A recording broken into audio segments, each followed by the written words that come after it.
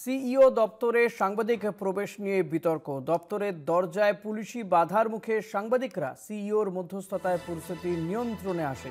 নিরাপত্তার স্বার্থে সাংবাদিকদের আইডি চেক করতে পারবে পুলিশ, নির্দেশ দপ্তরের।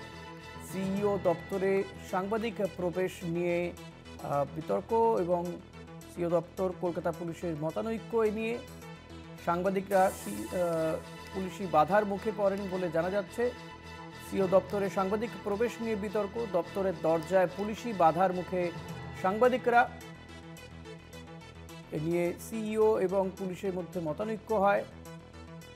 সত্যসুন্দর ভট্টাচার্য রয়েছেন আমার সঙ্গে টেলিফোনে। সত্য, ঠিক কি ঘটলো? শেষমেশ কি সাংবাদিকরা সিইও দপ্তরের ভেতরে যাওয়ার অনুমতি পেল, কি জানতে পারছে? দেখো, গত কয়েকদিন ধরেই এই বিএলওদের বিক্ষোভের জেরে সিইও দপ্তরে প্রবেশের ক্ষেত্রে সাংবাদিকদের একটা নিষেধাজ্ঞা ছিল এবং সেখানে শুধুমাত্র বিকেলের একটা নির্দিষ্ট সময় তাদের প্রবেশের কথা বলা হয়েছিল। এবং আজকেও যথারীতি যখন এই সাংবাদিকরা প্রবেশ করতে যায় সিইও দপ্তরে, তখন পুলিশ তাদের বাধা দেয় গেটের মুখে। পরে সিইওর হস্তক্ষেপে বিষয়টার মীমাংসা হয়। একটা মতবিরোধ তৈরি হয় সিইও দপ্তর এবং পুলিশের মধ্যে। তা হলো যে সিইও দপ্তরের থেকে বলা হয় যে সাংবাদিকদের প্রয়োজনে তাদের যে নিজস্ব আইডি রয়েছে সেই আইডি চেক করে তারা ভেতরে প্রবেশ করতে পারবে। সেক্ষেত্রে সাংবাদিকদের প্রবেশের ক্ষেত্রে কোনো বাধা দেওয়ার বিষয় কিন্তু পুলিশের ক্ষেত্রে খাটে না।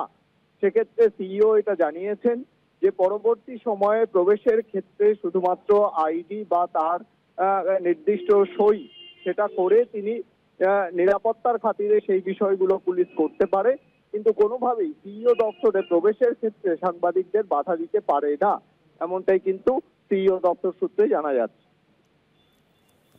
ধন্যবাদ সত্য। কথা বলছিলাম প্রতিনিধি সত্যসুন্দর ভট্টাচার্যের সঙ্গে। সিইও দপ্তরে সাংবাদিক প্রবেশ নিয়ে বিতর্ক, পুলিশের বাধার মুখে সাংবাদিকরা।